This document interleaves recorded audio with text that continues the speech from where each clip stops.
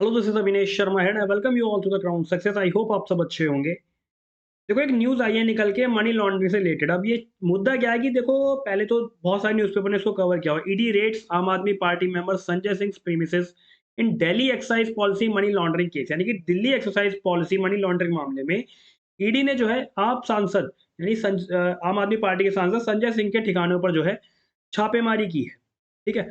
सवाल ये उठता है अब ये देखो, सारा यहाँ पे लिखा भी है और भी न्यूज़पेपर्स ने इसको कवर किया हुआ। मैं आपको दिखाता हूँ। देखो, दिल्ली पॉलिसी मामले में इनके ठिकानों पर छापामारी हुई है। ठीक है? अब बिज़नेस स्टैंडर्ड ने भी इसको कवर किया हुआ है कि ED raids Aam Aadmi Party member Sanjay Singh premises in Delhi excise policy case. Indian Express ने भी कवर किया हुआ है। देखो, लिखा भी है यहाँ पे कि द एनफोर्समेंट डायरेक्टरेट यानी कि ED on Wednesday morning raided the premises of Aam Aadmi Party member Sanjay Singh in connection with the Delhi excise policy linked money laundering case. Officially, ये ऑफिशियल सेड। अब ED द्वारा जो छापेमारी की गई है, ये सारा मामला ठीक है, ये अपनी तरफ एक अलग चीज़ है, लेकिन ये सारा मुद्दा जो है मनी लॉन्ड्रिंग से रिलेट करता है ना? मनी लॉन्ड्रिंग से रिलेट करता है। अब सवाल ये उठता है कि money laundering what it is and how to prevent it, यानी कि मनी लॉन्ड्रिंग क्या है और इसको कैसे प्रिवेंट करते हैं? अगर मैं आपको हिंदी में समझाऊँ, तो मनी लॉन्ड्रिंग जो है एक आपराधिक गतिविधि है, जैसे आपराधिक गतिविधि है, जो कि आपराधिक गतिविधि जैसे मादक पदार्थों की तस्करी, है ना? आतंकवादी फंडिंग से उत्पन्न बड़ी मात्रा में धन को वैलिड सोर्स से प्राप्त करने की एक अवैध प्रक्रिया है। आपराधिक गतिविधियों से प्राप्त जो है धन को गंदा माना जाता है और इसे साफ-सुथरा दिखाने की एक तरह से प्रक्रिया है, एक तरह से प्रोसेस है। मनी लॉन्ड्रिंग जो है एक गंभीर वित्तीय अपराध है, जिसका यूज़ जो है सफेदपोश और सड़क स्तर के अपराधी जो है समान रूप से करते हैं। इसमें लिखा भी है, देखो, the illegal process of making large amounts of money generated by criminal activity such as drug trafficking terrorist funding appear to have come from a legitimate source.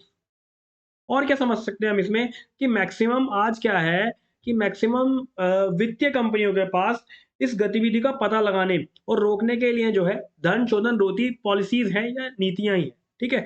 अगर आपसे यहाँ पर क्या आता है कि यूपीएससी जैसे एस्पिरेंट्स हैं, तो यूपीएससी एस्पिरेंट्स के लिए अगर मेंस में यहाँ से क्वेश्चन बन जाए इससे रिलेटेड और आपको पॉइंट्स के साथ आंसर राइटिंग करनी हो मेंस में, तो आप यहाँ पे लिख सकते हो कि मनी लॉन्ड्रिंग जो है गंदा धन को गलत तरीके से अर्जित करने के बजाय वैध दिखाने की एक अवैध प्रक्रिया है। ठीक है? अवैध रूप से प्राप्त धन को साफ दिखाने के लिए अपराधी जो विभिन्न प्रकार की मनी लॉन्ड्रिंग टेक्निक्स का यूज करते हैं। ऑनलाइन बैंकिंग और क्रिप्टो करेंसी ने जो है अपराधियों के लिए बिना पहचाने पैसे ट्रांसफर करना और निकालना जो है आसान बना दिया है। ठीक है? मनी लॉन्ड्रिंग की रोकथाम जो एक अंतर्राष्ट्रीय प्रयास बन गया है और अब इसके टारगेट्स में आतंकवादी फंडिंग भी शामिल है। इसके अलावा और क्या लिख सकते हो आप कि वित्तीय उद्योग के पास सख्त मनी लॉन्ड्रिंग उपायों का अपना सेट भी है। अब ये काम कैसे करती है मनी लॉन्ड्रिंग? इसकी एक साइकिल है, काम कैसे करती है?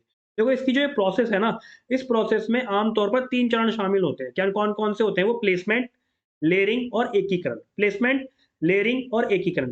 प्लेसमेंट जो है गुप्त तरीके से गंदे पैसे को वैध वित्तीय प्रणाली में इंजेक्ट करता है। ठीक है? लेन-देन और बही खाता युक्तियों की एक श्रृंखला के माध्यम से लेयरिंग जो है पैसे के स्रोत को छुपाती है और लास्ट चरण जो है एकीकरण में वैध खाते से अब लूटा गया पैसा जो है निकाल लिया जाता है, जिसका यूज़ अपराधियों के मन में किसी भी उद्देश्य के लिए किया जा सकता है। अब यहाँ पर देखो, ध्यान देने वाली चीज़ क्या है कि वास्तविक जीवन की स्थितियों में ये टेम्पलेट जो है अलग-अलग हो सकते हैं। मनी लॉन्ड्रिंग में 3 चरण शामिल नहीं हो सकते। सभी 3 चरण शामिल नहीं हो सकते। कुछ चरणों को जो है जोड़ा सा जा सकता है। ये कई बार जो है ना रिपीट किया जा सकता है। अब यहाँ ध्यान दें कि जैसे मैंने भी आपको बताया अभी, है ना? इसके अलावा धन शोधन के और भी कई तरीके हैं, जैसे सरल से लेकर जटिल तक। सबसे आम टेक्निक्स में से किसी आपराधिक संगठन के स्वामित्व वाले वैध नकदी आधारित व्यवसाय का यूज़ करना। एग्ज़ाम्पल के लिए अगर हम देखें, यदि संगठन के पास एक रेस्टोरेंट है, ठीक है? और वह रेस्टोरेंट के माध्यम से और रेस्टोरेंट के बैंक खाते में अवैध नकदी डालने के लिए दैनिक नकद प्राप्तियों को बढ़ा सकता है और उसके बाद जो है अपनी नीड्स के अकॉर्डिंग धनराशि जो है या पैसा निकाला जा सकता है।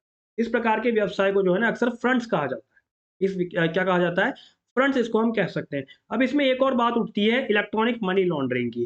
अब क्या चीज़ होती है? देखो, इलेक्ट्रॉनिक मनी लॉन्ड्रिंग ये, इसको अगर हम समझें तो इंटरनेट से पुराने अपराध पर एक नया मोड़ डाल दिया गया है ना? इंटरनेट से जो पुराना अपराध है उस पर एक नया मोड़ दे दिया है। ऑनलाइन बैंकिंग संस्थानों के उदय, गुमनाम ऑनलाइन भुगतान सेवाएँ और मोबाइल फ़ोन के साथ पीयर टू पीयर यानी P2P ट्रांसफर के ने धन के अवैध हस्तांतरण का यानी ट्रांसफर का पता लगाना और भी कठिन बना दिया है। इसके अलावा प्रॉक्सी सर्वर और अज्ञात सॉफ्टवेयर का यूज़ जो है मनी लॉन्ड्रिंग एकीकरण के तीसरे घटक का पता लगाना जो है असंभव बना देता है। अब इंटरनेट प्रोटोकॉल यानी कि आईपी पते के बहुत कम या कोई निशान के साथ पैसा ट्रांसफर किया जा सकता है। ये पैसा जो है निकाला जा सकता है। अब ऑनलाइन नीलामी और बिक्री, जुआ वेबसाइट और आभासी गेमिंग साइटों के माध्यम से भी धन का शोधन किया जा सकता है। जहाँ गलत तरीके से कमाए गए धन को जो है गेमिंग मुद्रा में बदल दिया जाता है और फिर वास्तविक यूज करने के योग्य और स्वच्छ धन में इसको जो है बदल दिया जाता है। मनी लॉन्ड्रिंग की जो नई टेक्निक है, या नई जो नवीनतम सीमा, इसमें बिटकॉइन जैसी क्रिप्टो करेंसी शामिल है। पूरी तरह से गुमनाम ना होते भी मुद्रा के अधिक पारंपरिक रूपों की तुलना में उनकी गुमनामी के कारण ब्लैकमेल योजनाएं, नशीली दवाएं, व्यापार और अन्य आपराधिक गतिविधियों में उनका जो है तेजी से यूज किया जा सकता है। अब सवाल इसमें एक और नया बनता है कि मनी लॉन्ड्रिंग को कैसे रोकें। सवाल इसमें ये होता है कि एंटी मनी लॉन्ड्रिंग कैसे की जा सके। देखो एग्जांपल से हम समझ सकते हैं, क्योंकि दुनिया में कई सारे एग्जांपल, सफल एग्जांपल है जिन्होंने मनी लॉन्ड्रिंग को रोका है। देखो दुनिया भर की सरकारों ने हाल के दशकों में क्या हुआ है, मनी लॉन्ड्रिंग से निपटने के लिए अपने प्रयास जो है तेज कर दिए। ऐसे नियमों के तहत वित्तीय संस्थानों को संदिग्ध गतिविधि का पता लगाने और रिपोर्ट करने के लिए सिस्टम लगवाने की आवश्यकता होती है। इसमें शामिल धनराशि पर्याप्त है।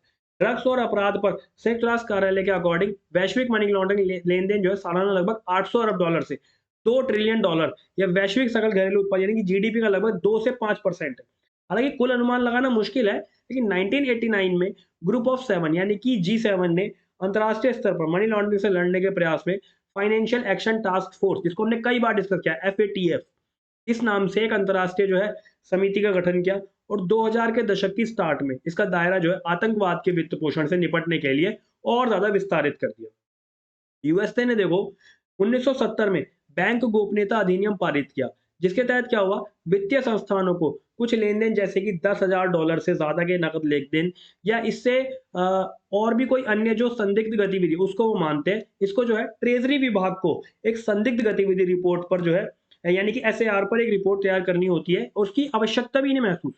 बैंक जो जानकारी ट्रेजरी विभाग को प्रदान करते हैं उसका यूज जो है ये वित्तीय अपराध प्रवर्तन नेटवर्क, जिसे आप फिनसेंट कह सकते हो, इसके द्वारा किया जाता है, जो इसे जो है घरेलू आपराधिक जांचकर्ताओं, अंतर्राष्ट्रीय निकायों और विदेशी वित्तीय खुफिया इकाइयों के साथ जो है साझा कर सकते हैं। ये पूरा टॉपिक था, मैं उम्मीद कर रहा हूँ आपको समझ में आया होगा।